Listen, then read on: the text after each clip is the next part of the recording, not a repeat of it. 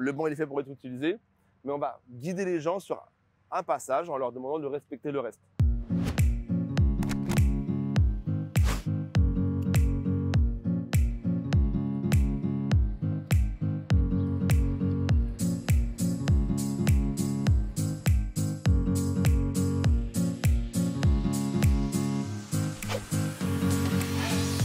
Savoir que sur 1 mètre carré de gazon, on a jusqu'à 45 variétés de plantes différentes et elles ont besoin de s'exprimer. Si on fait que les tondre, elles ne s'expriment pas, elles ne peuvent pas monter à graines et on perd donc après tout ce qui va être insectes pollinisateurs. Et voilà, le compromis c'est ça. On va faire des espaces de tonde pour que les gens puissent circuler, mais c'est important qu'on ait nos espaces qui vivent leur vie, leur cycle biologique complet.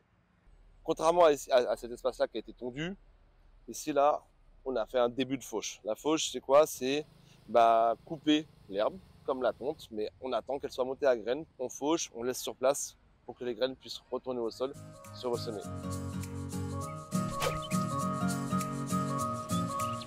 Là, on est en train de désherber avec notre bouche, c'est notre outil à la main. On cherche les racines de chaque mauvaise herbe. C'est plus pratique pour nous et c'est plus efficace, je trouve. Depuis un moment, on n'utilise plus les produits phytosanitaires. Charlie, il est en train de faire une taille douce.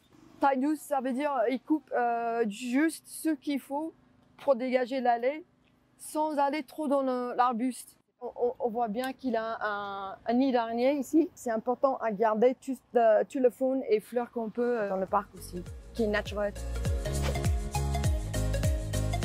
La drèche, c'est de la céréale fermentée qui provient des brasseries.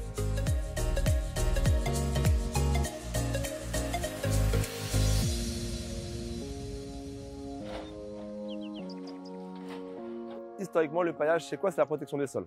Et ce produit-là, en fait, il va faire le même boulot que n'importe quel type de paillage.